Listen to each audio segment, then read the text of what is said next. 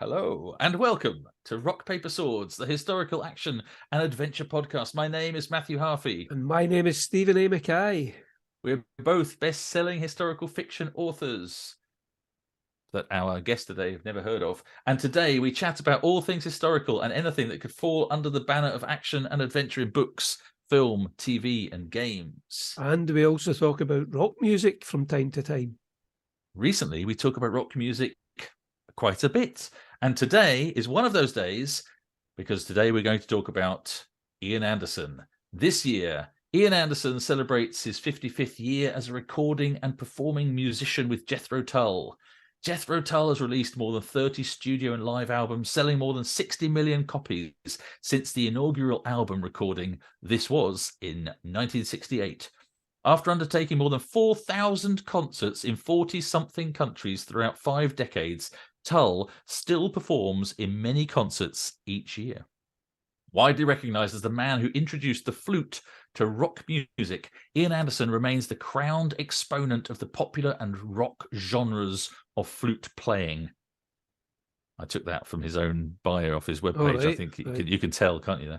In 2006 and 2010, he was awarded doctorates in literature from Heriot-Watt University in Edinburgh and the Abertay University of Dundee. He received the Ivor Award for International Achievement in Music, and in the New Year's Honours List of 2008, an MBE for services to music. As massive fans of Jethro Tull and Ian's work, we are both overjoyed to have Ian Anderson on the podcast. Welcome to Rock, Paper, Swords, Ian.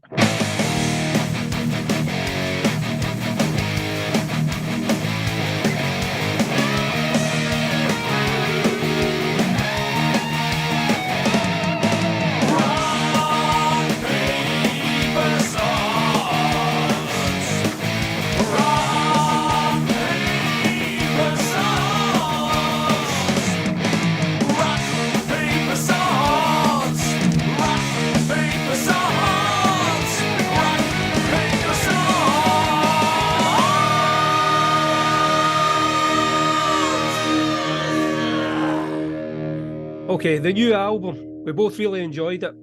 So RökFlöte is inspired by Norse mythology and religion. And you've explored religion before in songs like My God, the Zealot Gene as well, and mythology and songs from the wood. But this is a bit different. So can you tell us a bit about your inspiration? Well, you say it was inspired by Norse mythology. It's actually inspired by the fear of death, because I'm an old person and I don't have that long to go. So my primary motivation for continuing to, try to be productive physically, mentally, and in terms of new projects, and hopefully that'll last for a few years, but it is driven primarily by, the end of life need to, do one more or two more or three more things before it's too late. And when I set out to start work on the album, which was at 9 o'clock in the morning of January the 1st of 2022, I had just an empty head. The only thing I thought was I'm going to make an album of rock music and it will strongly feature the flute. And so, as I had mentioned to our record company a few weeks before, it just had a working title of RökFlöte. And during the course of that first day, I decided that I would write on the subject of polytheistic beliefs. And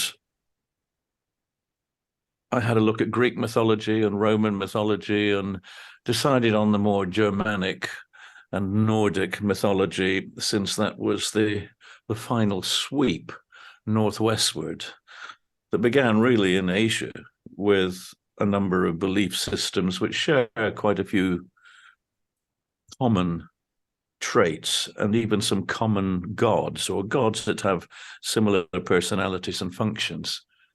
And so I ended up with Norse mythology, which was my last choice in the sense that it was already connected, often in an unfortunate way, to everything from heavy metal bands with a fascination for the dark side of the macho Vikings and gods, through to the even more worrying fascination that it held for Heinrich Himmler, who I think gained, perhaps in his own way, some inspiration from Wagner and the previous ideas that there was this Aryan superiority in the blonde, blue-eyed Nordic heroes, which the Nazis were so in love with. So it was a tricky one, and I thought, well, rather than be put off by that, I should think of it more of a challenge and see if I can do it in a sensitive way that is more historically correct and a little bit more analytical in terms of looking at the gods themselves and their roles and personalities as depicted in mythology. Strikingly, I suppose, the poetic Edda of Icelandic history around the 11th century. And so I set out to write an album which on day 2 was beginning to rapidly take shape in terms of having a number of principal characters, a few musical motifs on the flute that I could develop into complete musical ideas. So in that period of a couple of weeks, I wrote the album lyrically and musically, and then after a little while set about doing the demos to send to the band. And that's how it all took place. But no, it was, as I say, it really not my particular interest in Norse mythology, but because I didn't know too much about Norse mythology, it was something I could embed myself in terms of reading and research. And so it took 2 weeks of my time to really investigate and try to find the detail to put into the lyrics. No, it's great. And both of us have listened to the album lots of times and reviewed it. And it's really great. And the lyrics of the songs on RökFlöte frequently make allusions to present day and modern events as well, but hold within the context of this larger Norse myths and gods sort of concept.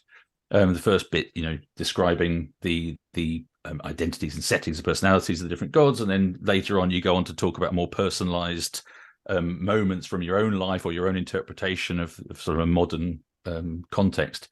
One of my favorite tracks on the album is Hammer on Hammer, and in it, of course, you reference Vladimir Putin and a meeting you had with him in 1992.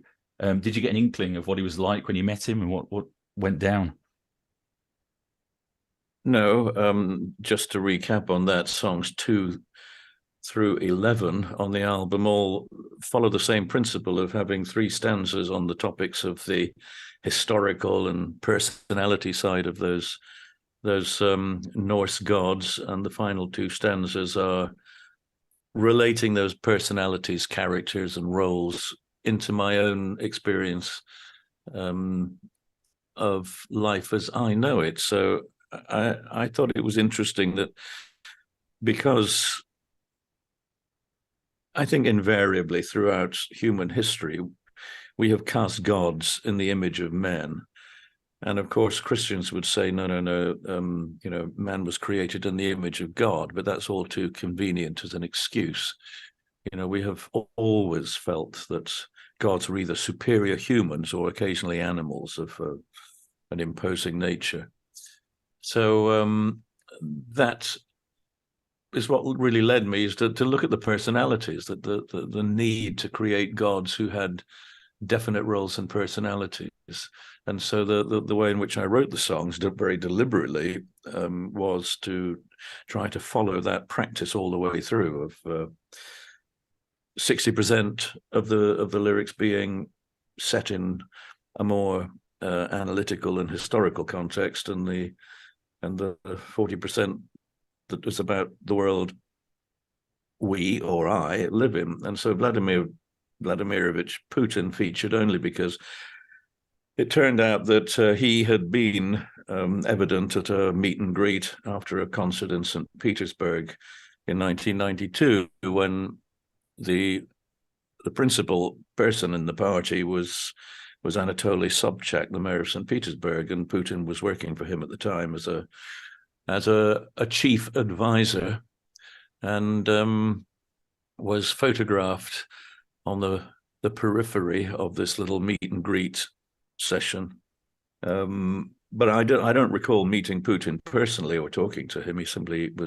He was there, looking rather beady-eyed and threatening in my direction. I don't think he liked the fact that his boss was kowtowing and fraternizing with degenerate Westerners, because Putin at that point was a major in the KGB, at least a couple of days a week as a part-time KGB man. Once a KGB man, always a KGB man, and Putin to this day still is in rapture to the machinery of spying and intimidation, threat and corruption that I believe he was, even going back to 1992. Your lyrics are, in my opinion, the best in rock, and you've even got your own book, Silent Singing, which I've got down here. So how easily did the words flow in the writing of the new album compared to the old ones? Has it become easier or harder over the years? I think it's definitely a whole lot easier, in the sense that lyric writing was embarrassingly difficult for me to begin with, as I know it is for a lot of people who perhaps develop some musical skills and talents and are intimidated and perhaps put off writing lyrics because they're either self-conscious or they don't really have anything to say. And probably because their models are clearly the classic lyrics of pop and rock music, which are invariably heart on sleeve, emotional outpourings about being in love or not being in love. I mean, that makes up 90% of everything that's ever been written. It does come down to human relationship songs, usually between a man and a woman, perhaps increasingly less so, but that's fine. Never really interested me a great deal, but that was one of the reasons, I suppose, I didn't find it easy to write songs, because I didn't want to write love songs. I wanted to write music that was about other things that perhaps were a little tricky to write about, because there were subjects that weren't really on the agenda for most people. But gradually, I think I found that way, and I began increasingly writing about stuff rather than writing about me and my feelings. That was a whole lot easier. And these days, whilst I let my own feelings or emotions come into a few songs, and I quite often let the feelings and emotions of other characters come into songs when I'm peppering a song with other personalities, it's a whole lot easier now, perhaps because I'm less self-conscious about it and more secure in my knowledge that I have neither been arrested nor condemned or cancelled as yet. So I think I can carry on in my merry way, writing whatever I want to write about, so long as I do it, with a bit of care and sensitivity, and don't cross certain lines. But I guess there are probably 2 or 3 things I've written in my life that would not be really acceptable in today's world. Most notably, the song "Fat Man" from the Stand Up album. Right. Although lyrically, I'm not laughing or joking or making fun of people of obesity. Indeed, I'm actually being sympathetic and trying to say, in a certain silly imaginary scenario, the fat guy is superior, and so it's perhaps an object lesson in saying we shouldn't laugh at people like that. But nonetheless, on the face of it, people could be quite offended. And the song "Budapest," which mercilessly talks in quite erotic terms about a young girl who, if I remember rightly, I think she was 15 or 16 as a trainee athlete for the Hungarian Olympic team as a middle distance runner. But the way in which I wrote it was very deliberately provocative and I suppose erotic, but as the song develops, it clearly, I hope it clearly becomes a song about look but don't touch. Be respectful, be admiring of someone's physical grace and appearance, but not. It's not quite the way it appears. But I can understand some people might have found it or might find it today a song of lyrical material that would be not really acceptable. So unless you look behind the song and see what it is I'm trying to say. Look but don't touch. Yeah. Well, I've got a question then about just following on from that then. So you say it's easier to write now. You feel less self-conscious and more self-assured in your writing abilities, I guess. And obviously you've got validation from that over the years.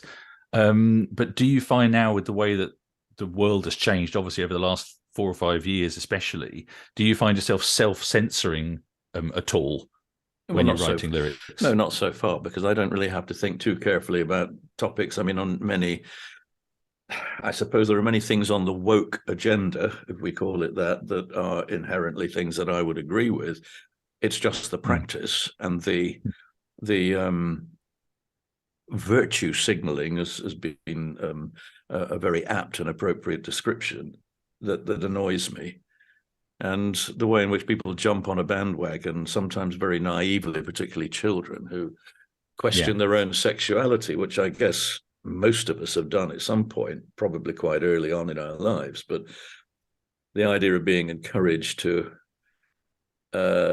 take on just for the sake of being different or to annoy people, whether parents or teachers or whatever, I really do have an inevitable feeling that whilst there are cases quite clearly where somebody feels legitimately they are born in the wrong body and want to become physically and undertake the societal role of people of the opposite sex. I mean, that's quite legitimate, I'm sure, in some cases. But, if it was my children or my grandchildren, I would say, listen, why don't you just, live with what you've got until you're in your mid-20s and then see how you feel about it then? Because taking dramatic steps, either as a pre-teen, which unfortunately some parents are encouraging, or as in later life, perhaps a major surgical intervention in teenage years or beyond, that's a big step. And I do feel that caution, thinking about it, letting your physical body develop and your mental facilities refine in terms of sex and gender, then I do think caution and wait and see is a better approach than taking an action which I'm afraid in many cases may just be based on peer group pressure and imitation rather than a genuine feeling. So I am nervous about it, and nervous about it. My grandson, who's 11, coming up 12, told me that at school they were having lessons about this, and he'd been told there were, I can't remember the exact term, but 27 different genders or so, whatever. I mean, and I looked and I said, this is something you've got to be really cautious about, either believing what you're being told or believing in the importance of it, because it's something that is a sideshow. For some children, it's a big factor in their lives, but for most people, it's a sideshow, and I really don't feel that it should be exaggerated at school as part of a woke agenda to say, oh, we must recognize this and recognize that. Well, of course we do, but we do it in, it's an internal thing. It's not something you have to go and shout about. And in rare cases, there's a very, very good reason for it, which I'm entirely supportive of. But I do feel in a multitude of cases, or the majority of cases, there is a degree of imitation and peer group pressure involved. So that is a danger, and one that I think people should be on guard against, parents, teachers, and children alike. I find it's a strange coincidence that you say to David Palmer, I'm sure it's bursting out, did you give it a good shake, David, when he's been for a pee? And of course, he ended up as D. Palmer. So that must be quite strange for everyone involved.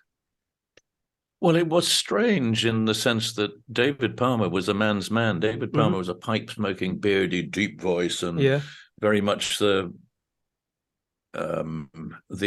academic macho man. I mean, he gave no signs early on of anything that would suggest a move towards what occurred later, long after he left the band. But, you know, having known David at that time, he was somewhere along the line, we did notice, I think, when we met up with him somewhere, that he was wearing rather strange clothes that were, I suppose, a bit unisex, and did appear to have something under his rather loose-fitting upper garment that resembled the straps of a bra. And you know, I mean, I kind of shrugged it off, and it transpired later that David was, at that point, cross-dressing. I mean, he's a married man with 4 children, you know, but he was his wife, who he looked after until she passed away with an incurable and persistent, terrible disease. During that time, you know, he was increasingly dissatisfied with his physical manliness, and decided that he was an intersex baby who wanted to make a life decision that was contrary to the one on his birth certificate. I mean, you know, Dee Palmer, as he now is, she now is, would have said all this many times. So I'm not saying anything out of court here. It's you know, common knowledge. It's just to repeat from the point of view of understanding. But this is a decision he took. He took the decision when he was a he. He took that decision at a point when, I think from memory, he was already in his 60s.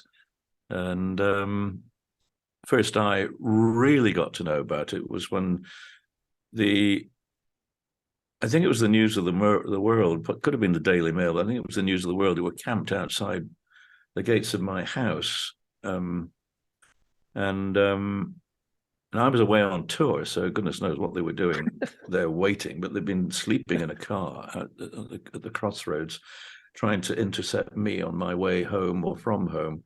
And they didn't see me when I arrived home, but on the way, when I got home, my wife told me that there was some people ominously parked on a corner where it's actually a bit of a traffic hazard.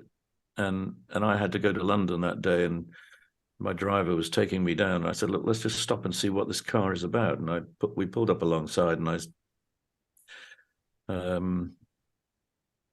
opened the window and said, excuse me, what are you looking for here? Why are you parked here? I believe you've been here for some days. And they looked a bit startled, 2 people. And they said, oh, well, we wanted to talk to you. And I said, and about what? And they said, well, we have information that you have been cross-dressing for years and that you're embarking upon a sex change operation, which left me, you know, a bit puzzled. And I said, well, I don't know, where did you get this information from? Oh, we're not at liberty to divulge our sources. I said, well, you know, with respect, I mean, that really is a load of bollocks. You've got it from somewhere, and someone has given you some wrong information. And are you denying it? And I said, denying it? You mean denying it sounds like I am wanting to refute something of which I'm ashamed, or something that is morally wrong or whatever. So I said, if that's your angle, is to have some lurid refusal, then I'm afraid I'm not going to give you what you want. So I said, in that case, I'm not going to deny it, and I'm not going to confirm it. You'll just have to go back to your sources and explore the information a little more carefully next time and make up your own mind. And as I finally said, well, just let me ask you one question. Do you think I would you know, would I benefit from such an action? I said, hard to imagine. I said, if I decided at my age, the way I am now, to become a woman, I said, I'd be pretty close on being the ugliest fucking woman you've ever met. Closed my window and we drove away. And of course we never saw them again. But on my way, I think it was actually on the station platform, when I was waiting for my train later that morning, my phone rang, and a voice said, "Hello, is that Ian?" And I said, "Yes, who's this?" "It's Dee." I said, "Who?" Dee Palmer." I said, "Dave, what's up? Yeah, why are you He said, "There's something I need to talk to you about." I said, "What is it?" He said, "Well," he said, "for some time," he said, there's something I've been wanting to get off my increasingly ample chest." At which point we were both laughing, because I kind of knew what was coming next. And I said, "Well, really, what a coincidence you calling me to tell me this morning, because I've just had a bit of a run-in with the news of the world." Or the Daily Mail or the Daily Express or whatever it was. But anyway, that was when the Dee Palmer decided it's time that I should know about these things. And I guess at that point it was becoming more common knowledge, because a few people that had worked together at that point were also aware, and some didn't take it very well. Some were, perfectly relaxed about it. But these things happen, and I suppose after 60 years, if you're going to make that decision, you really will have thought about it long and hard, and decided carefully that this is what you want to do. And now that you are relatively free to do it without mockery or intervention, since the views of the time were obviously quite different to how they'd been 20 or 30 or 40 years ago, then, it was something that was more understandable. And to this day, Dee Palmer is still Dee Palmer. I think that the surgery was to a degree that would not be restorable or redressable or reversible. Right. Well, it sounds like, you talked a bit about different facets of all of that sort of gender. I don't even know what an overarching term would be for all of that, but it sounds like almost as there could be a concept album in all of that. Could be your next project. That's an example of where I think, lyrically speaking, I would be defeated by the enormity of trying to write on that sort of a topic in a way that was clear and unquestionable in terms of its intent, and would not be misunderstood or leapt upon by people who wanted to use it as as an excuse for a diatribe. So no, I think I couldn't do that, even if I wanted to. And as I say, ultimately, I think these are relatively private things. If you're in the public eye to any degree, then of course it will become public, and some people will, perhaps in the lurid tabloid way, jump upon it because it seems something, to fill the pages. But, for most people, I think it's a private matter, and one that should be respected as being kept private to the people concerned and their immediate family and friends. I really think, above all, this is a private matter, and one that, as I say, should be the subject of deliberation. But, I certainly, as a child, well, not as a child, as a teenager, as a young teenager, I suppose inevitably I questioned my own sexuality, and particularly because the things I was interested in were more associated with girly pursuits. I didn't quite do the stereotypical thing of embroidery or knitting, but I remember actually at primary school we did some needlework classes for boys and girls, and I remember being quite good at it and quite enjoying it. But art, painting and drawing became my interest really as I entered my teens, and music increasingly so throughout my teens. And so the more artistic side of my nature was definitely to the fore, and my interest in hanging out with boys, drinking, playing sports or following football or anything of that sort was flat zero. And so I definitely wasn't connected to the stereotypical young male pursuits or ways of social interaction. I never never liked hanging out with a bunch of guys, you know. But and still that's the case today. But I mean, I have to work with them, you know, and as long as they keep the distance, I'm perfectly happy. That's interesting. But that applies to women as well. I just don't like being I don't like being touched, and I don't like you know, I just hate the people in my face, you know. Yeah. And I'm the worst possible person to be doing what I do for a living, because I really, really don't like social interaction. I hate meet and greets. I hate, you know, requests for selfies and autographs and all that stuff. I mean, I just really don't enjoy the attention. It's not doing it. I mean, I will sign an autograph for somebody, one autograph. I will do that, but I don't enjoy it. I don't think I have to enjoy it. And it's not the act that I dislike. It's the attention. Mm-hmm. You know, when you suffer absolute, not just attention, but scrutiny, you know, for a couple of hours on stage, and you step off and you clean yourself up and you tidy up and you put your instruments away and you pack up and ready to go.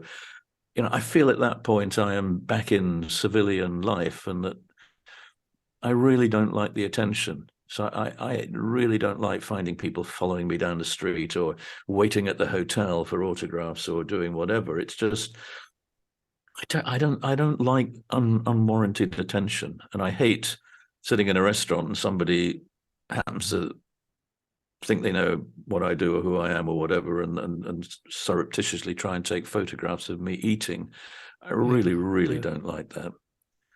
And, you know, I just have to say, check, please, pay the bill and walk out, you know, with an uneaten meal in front of me, because I really just can't cope with being watched. Yeah, an intrusion. So that's just the way I've always been. I mean, there's nothing changed. I've just always been like that. And I suppose, you know, I'm a loner, you know, I'm in some ways the stereotypical artist in his in his garret atelier, where he's you know, it's a lonely pursuit. I know some great classical artists had their students and their studios where acolytes and followers would actually carry out some of the painting, but for the most part, painters work alone. They are hermits in solitude, fascinated only by trying to bring a subject to some kind of reality. And I think in many cases, the great classic composers were the same kind of animal. Sometimes to the detriment of their mental state, because it can be a lonely life and you can get a little bit, get a bit of a loose screw, but loose screws are ironically what help to fasten together the greatest artistic Brunel-like bridges that cross from fantasy into reality for so many people, and passes ultimately as mere entertainment. But it's a great thing to be doing. But you know, I think many of us are really loners. You know, we don't necessarily get on with other people. I think we're both the same. But having said all of that, you know, I have a family, and I whenever possible, I'm at home with my wife, my cats, and 3.5 grandchildren. And if they want to come and be sociable, that's all right. But please put it in writing as a request. And I'll get it in. So, taking it back to the RökFlöte album, which of course is what you're at the moment promoting. So you started off with this concept of it being rock and flute, and then it became RökFlöte, or however you pronounce it. But we noticed that there's not much acoustic guitar on the album. So was that a conscious decision because you wanted it to be more rock oriented? Yeah, absolutely consciously. I thought I don't want to give the impression to the band that this is in any way a little more subtle or acoustic. I wanted to sound tough, you know. I mean, not heavy metal, but you know, sort of it had to have weight to it and authority. So for the first time, I went out to buy an electric guitar in order to make the demos.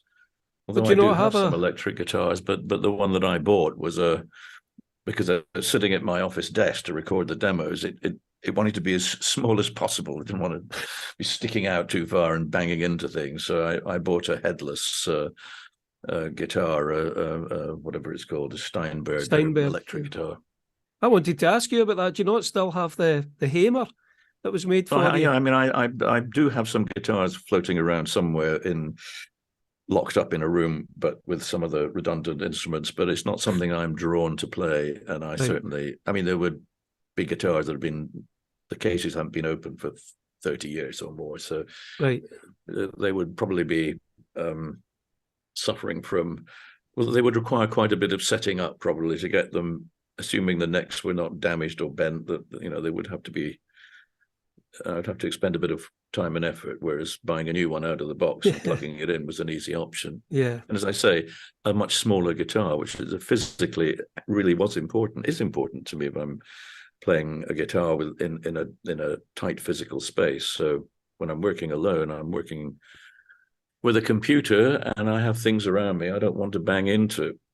Just on the box sets, the 5.1 surround sound box sets are absolutely stunning. I've got all of them, and I'm eagerly awaiting the Broadsword one. So do you have any word on when the Broadsword one will come out? And also on the Under Wraps one, do you have any news about that and maybe getting a real drummer, as you sometimes suggested?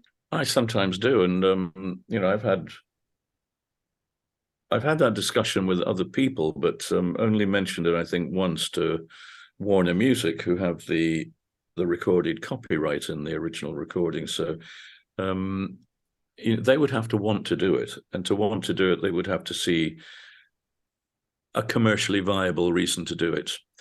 And I don't think that they do. I'm assuming that they don't.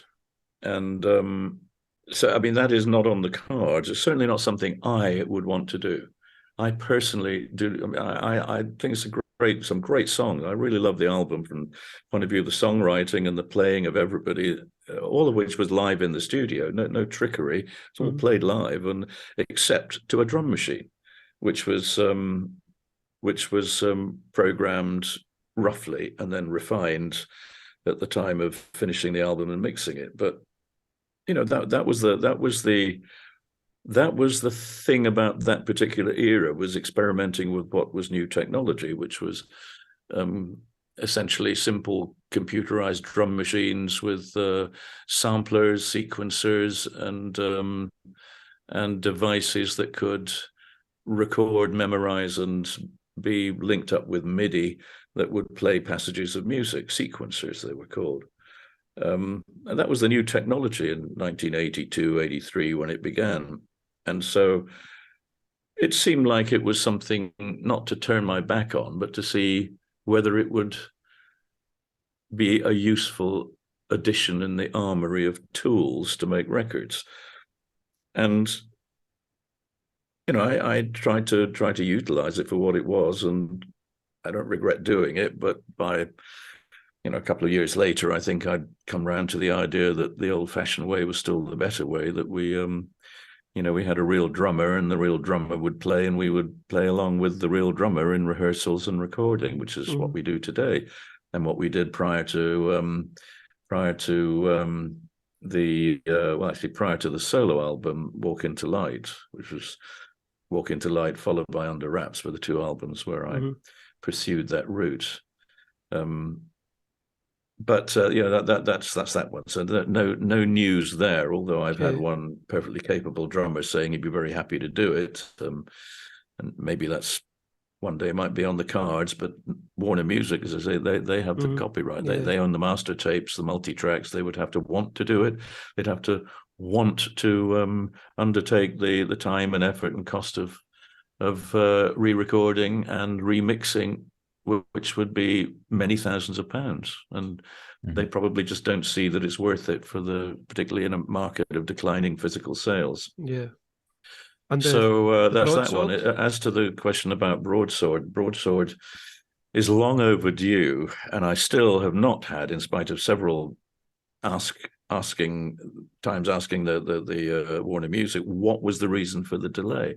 It seems that somebody cocked up the manufacturing schedules and forgot to book in Broadsword for pressing and manufacturing in vinyl. And so it missed a year, because of course there's a narrow window of opportunity when you have other product coming out. I wouldn't want them re-releasing, a Broadsword box set the same month as I'm releasing a new album. Yeah. And so I've always given them, I said, okay, well, if you want to do it, it has to be between this month and that month. Don't do it later, because I have another project that's nothing to do with you guys, which I don't want it to interfere with, and vice versa. So the next window of opportunity, I believe, is July of this year. But I'll believe it when I see it. They've invested a lot of time and money in an enormous box set with probably the greatest number of unreleased and relatively unknown material, which in many cases is supported by demos and initial recordings and so on. So it is a classic box set filled with all the detail and bits and bobs, and a big booklet and lots of input from a number of other people, not just me. So it and remixed and mastered by Stephen Wilson. So it's a big project that's already cost them a lot of time and money. It'd be very foolish to have it delayed yet again. So let's fingers crossed that it will indeed be July this year, in which case I'm a little bit surprised that they're not already saying to me, right, we better work out a promo schedule to publicize, the release date of the album, publicize it, and then ask me to do press and promo, which takes up so much of my life. And as you can imagine, I hold in almost as much disdain as I do doing meet and greets after concerts. We're sorry. That's all right. It's all right. Someone's got to do it. It always has to be me, see, because right from the early days of Jethro Tull, journalists mostly didn't want to talk to the other guys. They talked to John Evans when he first joined the band, and they talked a bit to Martin Barr here and there, but he was never, he didn't really enjoy doing interviews, felt like he was the second choice. And I suppose he wasn't particularly, didn't find it that easy to communicate or be the life and soul in terms of an interview. So it always ended up, if I didn't do it all, I did 99% of the press and promo. And that was a big chore to always have to deal with in terms of promoting tours and concerts. Yeah, it's the curse of the frontman, isn't it, really? Yes, it's the curse of solo artists too, who don't have anyone to turn to for support. And that, I suppose, quite often, unless they have a special relationship with managers or other musicians, it must be quite a lonely life, especially at the top. So, at least I've always been part of a band. There've been a few solo albums, but I've been working with others, and I don't really feel that much pressure in working in that way, because a lot of what I do, I am working alone anyway. I don't find it easy to work in the creative process with other people. I've never wanted to write songs with anybody else, or sometimes been asked to write lyrics for other people. And I said, look, this is your song. You write it. I'm not coming in halfway through to try and put some words to some music that perhaps I'm not that keen on it anyway. So, and the idea of co-writing something, it's like getting into the shower with somebody. You're not going to wash. You don't really want to wash your balls next to somebody unless it's an incredibly intimate relationship. So I'm not something I'm going to want to do. Just step into that metaphorical shower in terms of bearing my soul and my buttocks to another person. I can imagine this being on the request for a songwriting credit then for you, is like, if you're prepared to go and wash your balls next to me in the shower, then we can write a song together. But otherwise, well, that's not quite what I said. I wasn't prepared to wash my balls. Fair enough. Utterly disinterested in anybody else washing their balls in close proximity. So, just on the promotion side, Ian, you caused a bit of a storm on Blabbermouth, etc., by mentioning Mötley Crüe and Motörhead's Umlauts. But that came on top of Mötley Crüe in particular getting a hard time just now for using backing tapes instead of playing completely live.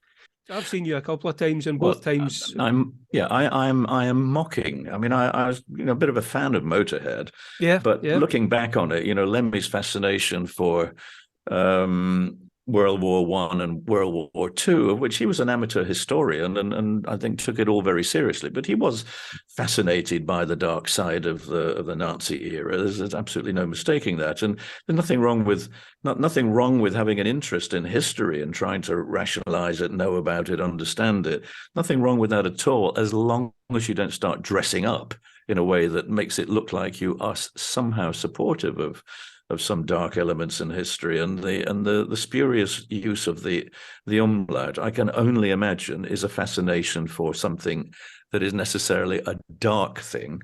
I mean, goodness me, the umlaut is a part of spelling, and I mean, it's not only the German people. It appears in Icelandic, for example. So it's there may be a connection, but it's not a. I think making a bit of a joke about it is, in terms of naming your band and including an umlaut just because it makes it look like you're a tough guy, which I think is the only explanation for, that in the case of those two bands. Then, I mean, it's at the very least, it's a bit silly. It's a bit silly, silly in the way that Monty Python would have said silly. And I think that's in actual fact what it's about. And so it's if you're going to use it, for God's sake, use it correctly and properly in the language that you're speaking. Rök, old Icelandic word meaning destiny, and Flöte being the German pronunciation and spelling of the instrument I play. Utterly correct. And I chose to do it knowing that it was going to be potentially not courting disaster, but courting a bit of comparison, which is why I readily point out that, other folk who've done it have been a bit silly. How do you feel about their apparent use of tapes on stage? Would you ever go down that route, or do you have any? Oh yeah, we went down the route of using special effects. I mean, I had in the days when this was a tape, it was literally a 1/4-inch tape running off a Revox at the front of house desk, and controlled by a switch on stage at my feet. And I would press the button and there would be a whip crack several times during the song Hunting Girl. Yeah. And there would be, and there were some harmonies to my own voice, harmonies I sang in a couple of places where, again, I would trigger the tape and we would play along with, which you can do if it's only a few seconds, but you can't do it when it involves a lot more stuff in terms of a prolonged piece of music, especially when it's linked to video and you're actually having to work one way or another. You're having to work to a click track in order to stay in sync with the video, which clearly can't stay in sync with you. So I think discreetly you can do these things, but the idea of having an entire musical performance on tape and inverted commas, although of course it won't be magnetic recording tape in this day and age. It will be an audio file in the digital world. It's something that I had to consider and had to actually bring into play on 3 occasions when members of the band and or the crew had got COVID. And I had taken my son's suggestion at the back end of 2021. We took the initiative of recording 2 or 3 shows and having all the musicians apart from me having their parts recorded and embedded in the video tracks as audio in the event that somebody got sick while we were on tour. Or immediately before.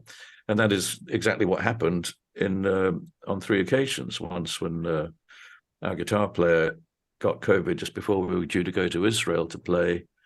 And I said to the promoters a day before I said, look, there's 2 choices here. Either we don't come or we come, but we have to use what I called the COVID tapes, which was, it'll be the guitar player, you will hear him, you won't see him.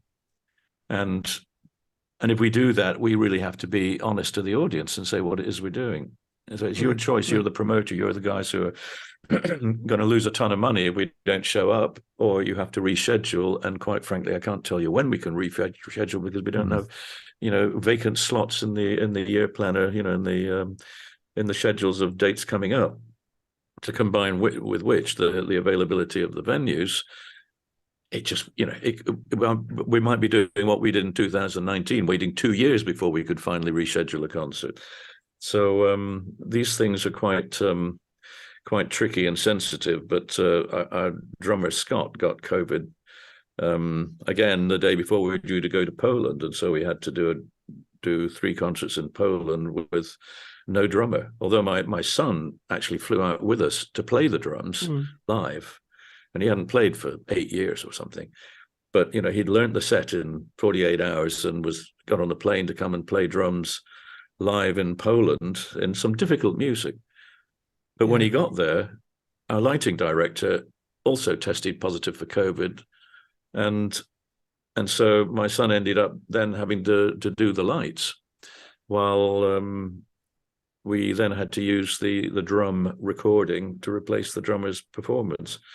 So there have been those occasions, and they're very embarrassing, and it is just a lesser of evils, And I said to the promoter, it's your choice. I'm not making the choice. Your choice. If you want us to do it, we will do it very reluctantly, but we will do it. And we have to explain to the audience what's going on. So it's something that I think there are occasions when, you're going to get some people whinging and moaning and, demanding their money back or using it as an excuse to criticize. But equally, we just cancel the concert at 24 hours notice and said, we're not playing. And people have paid all their money. And in some cases, these are concerts that have been rescheduled from previous attempts that have been already cancelled or not cancelled, but rescheduled once or twice during the COVID period of lockdowns.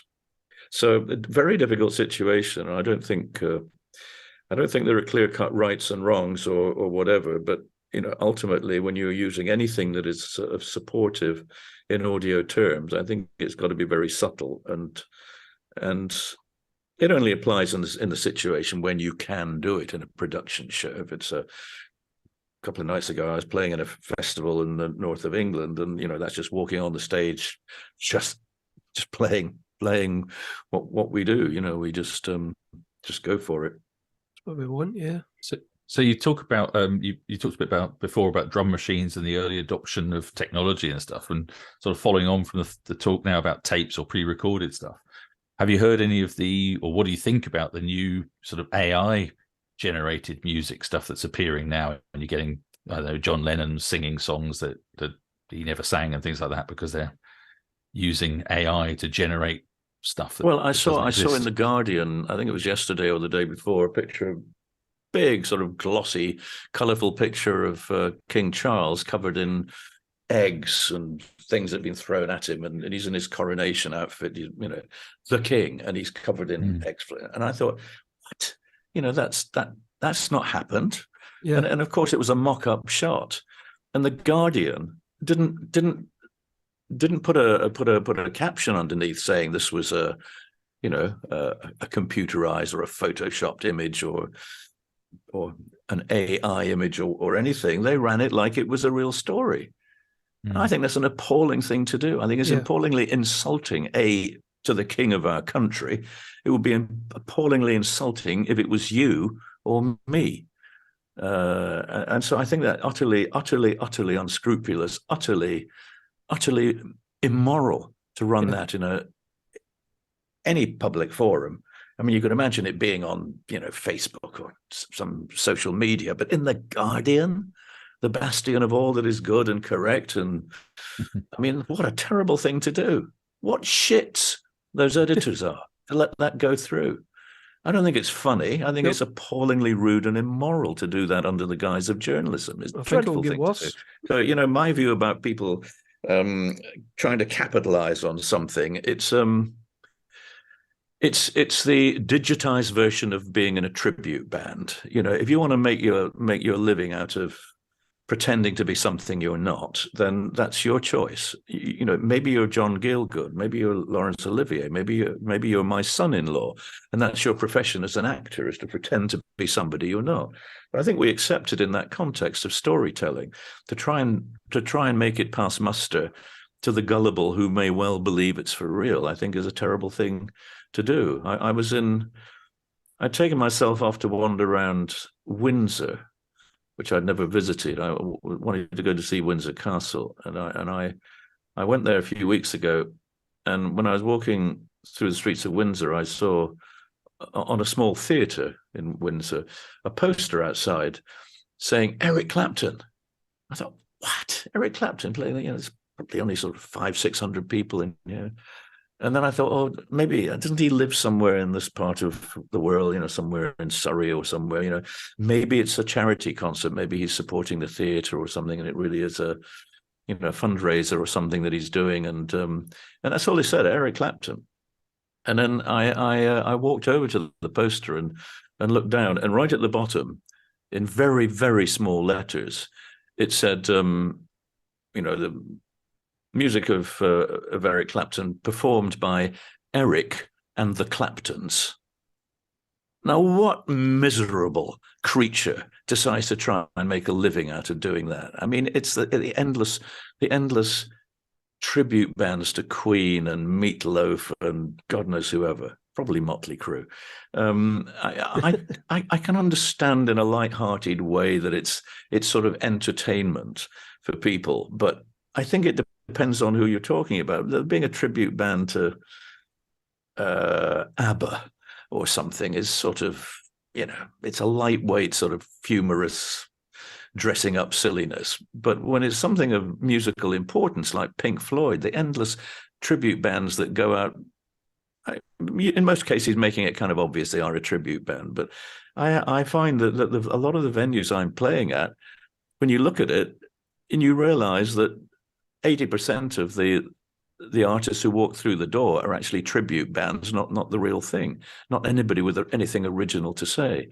They're masquerading as dressing up to look like and sound like somebody else. And yeah, you know, I know there are lots of arguments, and I can understand them, to say, well, we can't get, you know, the Queen don't exist anymore, at least not with Freddie Mercury. So we got the chance to go and see somebody strutting their stuff who looks a bit like Freddie Mercury, and then you know, we'd rather have that than nothing at all. But you know, there's endless amounts of legitimate television programs, documentary programs, and illegal YouTube examples of all these people, if you actually want to see the real thing. So I'm not very keen on tribute bands. I think they're just something to me, you've got to be pretty low in the world to want to make your living in such a way where that seems to be your prime occupation, is just to be imitating something, even if you genuinely love the original band. And this is just this wonderful opportunity to dress up. It's a bit like being Captain Hook in Peter Pan, you know, and wearing a false hook. You know, I mean, how far are you prepared to go? Are you prepared to have your hand chopped off in order to be a realistic Captain Hook? Or if you're in a tribute band, are you prepared to, you know, if you're in a Black Sabbath tribute band, are you prepared to lose the ends off a couple of fingers in order to force you to play like Tony Iommi? You know, how far are you prepared to go for your art? But it's an interesting one, right? Because I mean, many bands, if not all bands, I don't know, play covers of other bands that have come before them.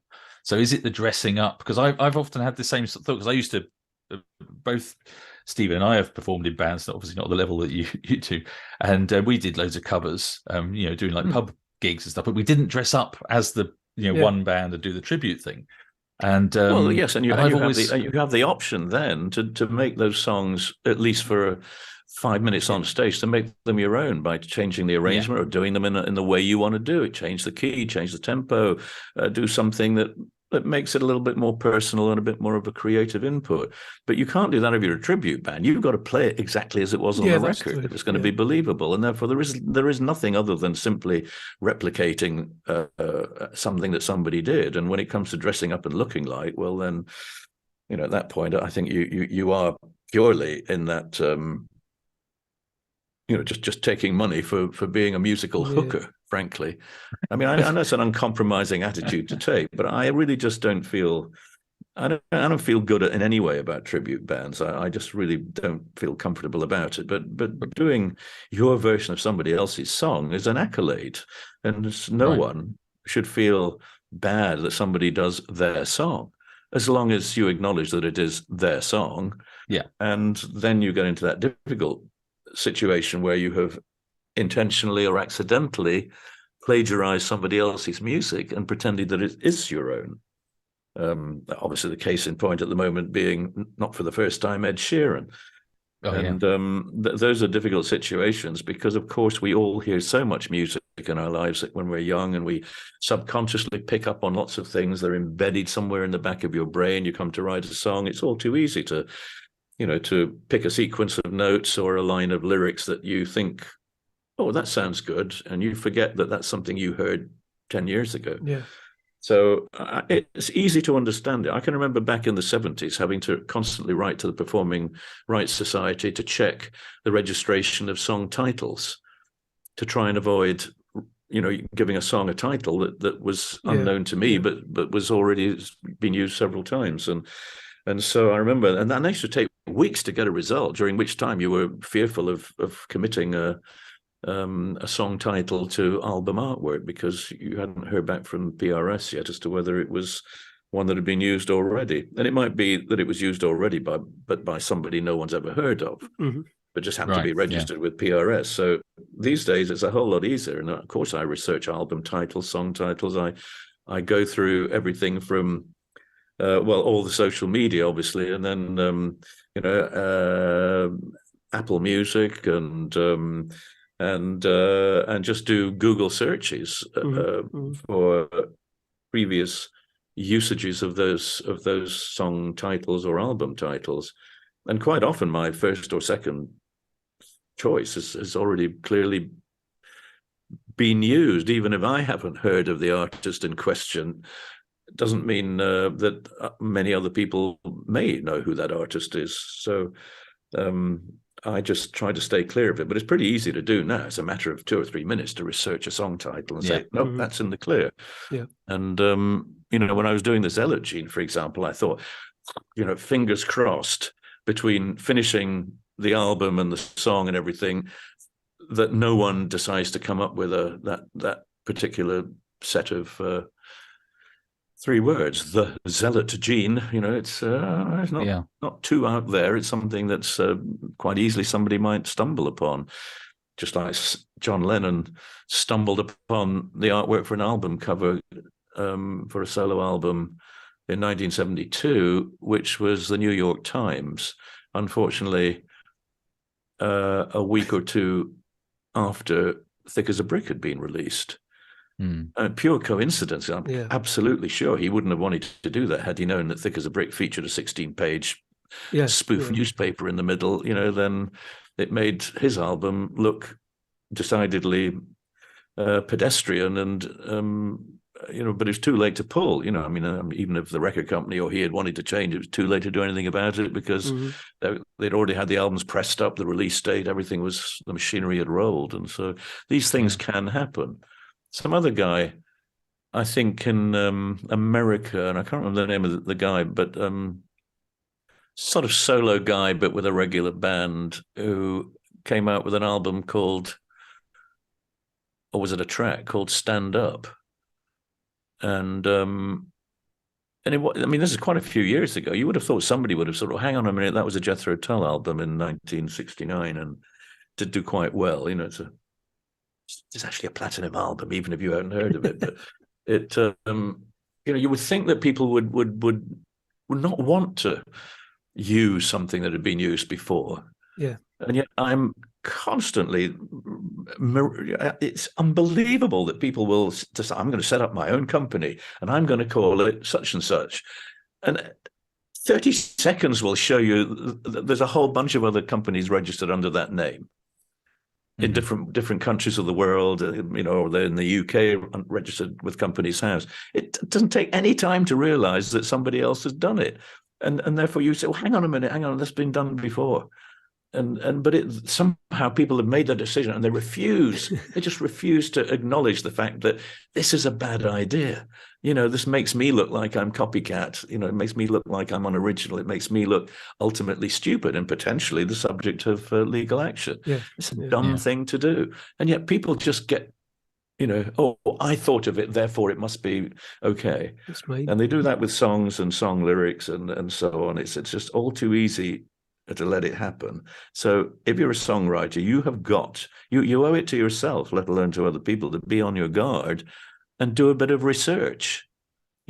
So my simple word to any songwriter would be a 4-letter piece of advice: write it, research it. If you don't do that, you could well get into trouble. Yeah, we must be. Yeah, we're slightly on, over time, Ian, so thanks very much. Do we have time for one more? Or? Yes, very quickly. Oh, goodness me, that's the time. Yes, quickly, yeah. But, okay, I suddenly developed asthma a few years ago, and the wheezing can be quite bad, so we know that you have something similar or whatever, but does playing the flute help you clear your lungs? Well, happily, I am an asthmatic. I am not suffering, they say, from COPD, which was the original diagnosis about 5 years ago.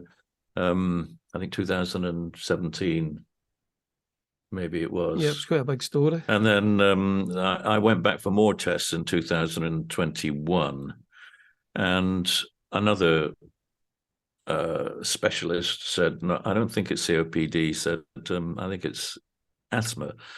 And that is treatable, not curable, but it is treatable, whereas COPD is a slippery slope to, well, death. Right. Sometimes, it takes many years, but it will get you in the end. And in my case, I'm very happy to believe that it's asthma, and that, in fact, I probably had it for many years without knowing, because I used to just suffer from interminable colds and flu.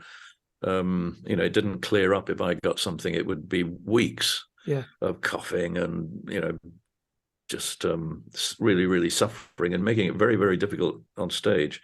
And that I can recall that in my 20s, if ever I got a cold, it was just so much worse than everybody else. It would eventually kind of clear up, but maybe 6 weeks later.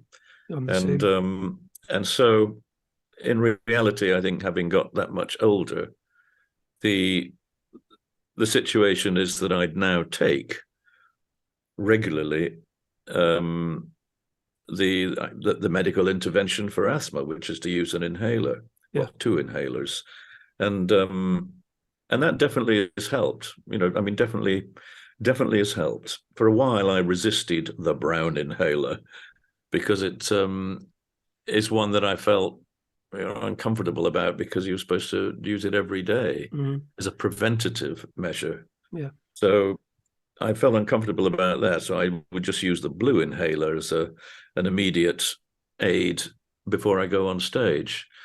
But I decided a year ago that I should really use the brown inhaler. So I take actually half the minimum dose every day, which seems to work for me.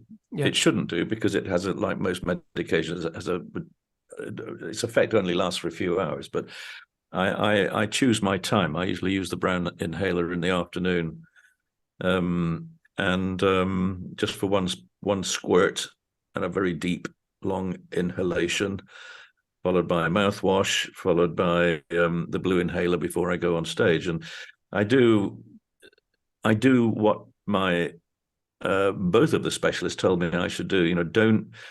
Don't pack up and go fishing, play golf, or do something. You've got to tackle this head on. You really do need to work your lungs. You really do need to push yourself. And so being a flute player and doing what I do on stage, or being a singer, then all of that is 2 hours of aerobics every night, and it is demanding because I have to really remind myself to constantly remind myself to breathe, and my lung capacity, whilst it's probably average for my age, it's not what it was when I was in my 20s. So I do have to breathe more often. And as a flute player, I am right on the edge of being able to play the long passages without a breath that I have played in certain songs for many, many years. But I know that it's a bit tougher now. I have to really remind myself really to fill my lungs before I play a long passage without breathing. And so it's I'm conscious of the fact that things are more difficult. But having said all of that, it's compared to how I was 5 or 6 years ago, I'm definitely feeling better doing a performance than I was back then. And so far, since 2017, I've not had a viral infection, a cold or flu, or thank goodness not COVID either. I have had a bad asthmatic spell in 2021, which lasted for a couple of weeks and prompted me to then go and have further diagnosis, as I described. But I haven't had a viral infection. And that's probably because I am a mixture of super careful and super lucky. But normally, if I'm doing a face-to-face interview on Zoom or whatever, I wear a face mask. I'm very cautious. In fact, how many face masks do I have here in front of me? 4, because I tend to recycle my FFP2 masks. Not wear the same one more than a day or so. But I still wear a face mask because I first had face masks in my hand luggage 20 something years ago. I bought a face mask. I think it might have been in Tokyo. Yeah, I was going to say in Japan, and then subsequently in Dubai airport. I remember buying a couple of face masks because I was nervous about long haul flying and not wanting to get bugs. And back then, the face masks I bought were useless. They were just, you might as well throw them away. They might help stop the effect of heavy droplet transmission if you were coughing or sneezing at somebody else. They're not going to stop you picking up a viral form of infection. But an FFP2 or an FFP3 mask definitely gives you protection as long as you wear it properly, tight fitting. And of course it's difficult to breathe. But having said all of that, it's probably good training for me to actually breathe through a face mask for 8 hours because it forces me to use my lungs a bit more. And I remember when I first started wearing a mask in the early months of 2020, and I bought some FFP3 masks at a time when they were very difficult to get hold of, and subsequently took myself off to walk around the fields and the woods briskly to see if I could cope with wearing it. And it was so claustrophobic, it was so itchy, it was so impeding to try and breathe through, and I was so dizzy I almost fell over a couple of times, and I had to practice. I then started going out and about and walking around cities wearing my face mask during the height of COVID in order to get better at it. And it still itches like hell. It's still incredibly claustrophobic. It's still, an awful thing to have to do. But I do feel I have to do it because if I get sick, there is no COVID tape. If I get sick, it's a cancellation. If I get sick, promoter loses a ton of money. People get very pissed off because there is no way under the sun. If I don't get on a plane on Wednesday to go to Reykjavik, that concert will not be rescheduled for at least a year, if not more, in the one and only big concert hall in Iceland. So, I really don't want to get COVID. I don't want to get a cold, let alone anything else. I'm really, really careful, and I'm really careful. It's not about me. Sometimes I almost wish I could wear that badge of honor, which to say I had COVID and lived. I don't have that badge of honor. Sometimes I think, I rather would have liked to have got COVID to see whether I would have survived it even pre-vaccination. But on balance, that the putting the band and the crew out of work is one thing. putting a promoter perhaps into bankruptcy is another thing, and pushing audiences yet again to have to accept cancellations and rescheduling is something I will do everything in my power to avoid. And so if you see the one and only guy on a British Airways flight wearing a mask, it will be me. And if there are any more of them on that flight, it'll be the members of the band and crew who happily... We'll make sure we go over and ask you for an autograph there. Yeah, exactly. Because you'll love that. Tell you about say, a tribute. I get people who say, "Can I have a selfie?" And I'll make it quick, just one. And they say, "Can you take off your mask?" And I said, "No, and don't touch me either." I'm afraid some things it's in here. I'm not going to. I mean, if it's outdoors, I don't wear a mask walking around outdoors unless I get embedded in a tight crowd of people. Then I put my mask on. It's always hanging off one ear anyway, so I wear it. But I wear it, most of the time going through airports or in a supermarket or anywhere else where there may be a few meters between me and another person in a ventilated space. Fine, but in reality, there are always roadblocks along the way where you're stuck in a crowd of people, you're going at each other, or elevators in hotels. The Japanese get in an elevator, they do not talk, they stand quietly, because they know whether they're wearing a mask or not, that an elevator is a place where if you're going blah blah blah blah blah at somebody next to you, if you do have a cold, you're going to spread it to other people. And so they're conscious of that fact, or at least in my experience of Japan, they are. Maybe the culture has changed a bit in more recent years, but I think there are things that are just common sense, to try and avoid passing on bugs to people. Because if you get, I don't know what you do for a living, but I'm going to assume, rightly or wrongly, that if you get sick, you call in and say, "You know what, I think I've got COVID or I've got flu, or I'm not coming into work today," and it's not the end of the world. And people have done that, obviously, since the beginning. I remember being at school and my mother, calling, saying, "Oh, he's got he's got flu, or he's got a bad cold or tummy ache or something. He won't be at school today or tomorrow." And I can only remember as a child hating this fact that I was missing a day's school because it was embarrassing. I knew that I was going to be going back into class and everybody was a day or 2 days ahead of me in something difficult like algebra or quadratic equations or something. You don't want to miss a lesson. It's really hard to catch up on things you've missed. So I hated being off school to be sick, and I hate being off school in the sense of missing a day of what I do today. It's something I really, really don't like doing. I think the total cancellations, I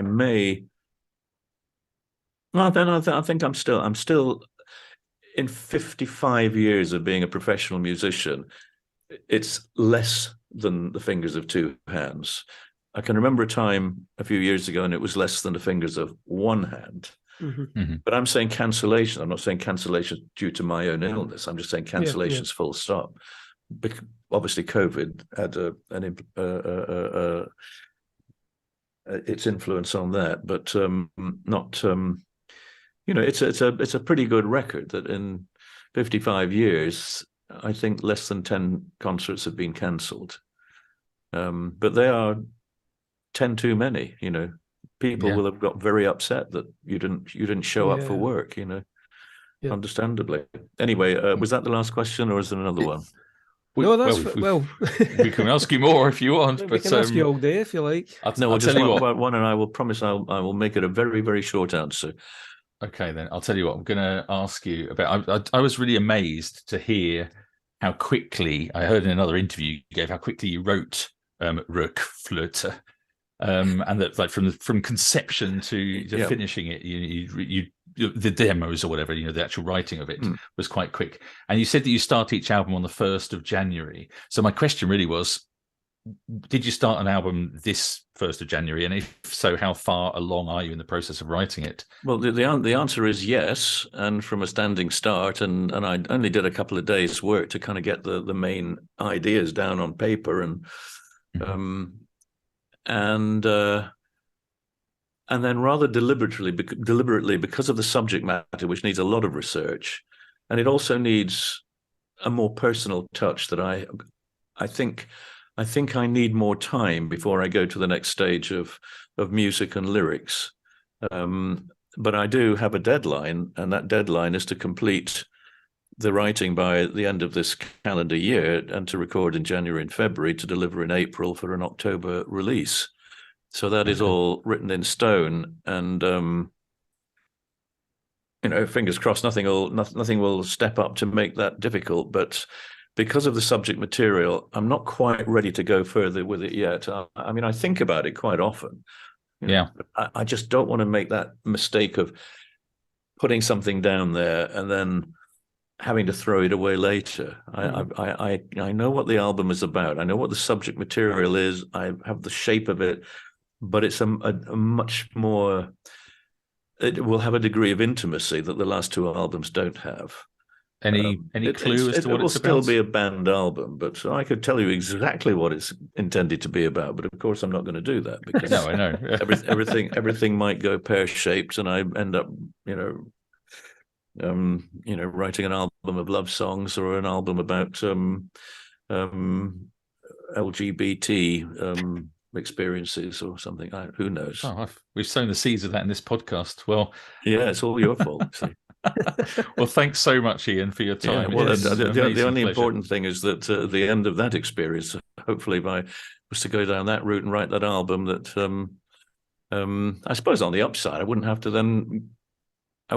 to wash my balls in the shower, would I? Because I wouldn't have any. You wouldn't have to promote the album either, because it'd be all over the news. Yes, it would. But no, it wouldn't, because no one will. I certainly don't rate that kind of level of scrutiny when it comes to personal stuff. Anyway, I'm not the first person to say, I think there comes a point in your life when you're sort of almost off the hook because you're a cranky old guy and you can get away with saying stuff that would really upset people if you were in your 20s or 30s. And so, if people who want to say things or discuss topics that are a bit more controversial and where there is the danger of being misunderstood or taken out of context, there's a point when you get old enough and you get cranky enough that you may not be instantly forgiven, but you kind of get away with it. I mean, Roger Waters, unbelievably, he's got away with it. I think his German concerts, they gave the go ahead for it to happen, although the local entity are appealing against the decision. But I didn't think he'd get away with it. I thought he'd gone a step too far. And Morrissey, Morrissey, bless him, he's pontificated on a few things. And having read the original quotes and read his explanations and his, it's going to happen to him every time he opens his mouth, which is perhaps one of the reasons that he doesn't seem to be opening his mouth quite so often as he used to do. And Morrissey, I'm absolutely happy to forgive because I'm a huge Morrissey fan as of about 6 weeks ago. And when I've discovered Morrissey's music and lyrics, and I'm ready to forgive Morrissey almost everything because he's a cranky old guy, a bit younger than me, but he's still pretty cranky, and that's okay. So I like to think maybe I'm just in that category where it's not worth cancelling me because in most people's minds I'm cancelled anyway because I'm too old to be relevant, and what I do is too often the peripheral side of pop and rock music. So I mean, I'm happy to be irrelevant to the public at large. That suits me just fine. Never too old to rock and roll if you're too old to be cancelled, or something like that. Yeah. Anyway, good. Nice to talk to you. And thanks, Ian. Thank you so much, best Ian. of luck. Yeah. Now you take the T-shirt on and put the Queen one back on again. Have you seen the picture in the background? I've actually got a massive picture of you in my wall that I had hand drawn. Yes, I've seen that one before. Yeah. It's no joke, Ian, that Jethro Tull is Stephen's favourite band. Oh, right. Whereas you just borrowed a couple of albums for him to stick on the bookshelf behind. These are the only two that I've got. I gave him. This is a Spanish reprint. I was living in Spain when I bought this. Oh well, there you go. Hasn't even got the. So they are really my albums. Well, okie dokie. All right. Thanks, Ian. Okay, take care. Thank you Bye-bye so now. much, Ian. Bye. Cheers. Bye. That's it for today's episode. We hope you've enjoyed it as much as we have. And if you have enjoyed it, please take a moment to leave a review on whatever platform you're listening on, and don't forget to subscribe. Let us know if you have any questions or things you would like us to cover in future episodes. We're on Facebook, facebook.com/Rock Paper Swords podcast, and Twitter @rock_swords. You can find out more about our books on MatthewHarvey.com and StephenAMackay.com. The theme music is written and performed and copyrighted by us. Until next time, a Rock Paper Swords. It's goodbye from me, Matthew Harvey. And it's goodbye from me, Stephen A. Mackay. And remember, whatever action and adventure you have going on in your life, be kind. Stay safe. And happy reading.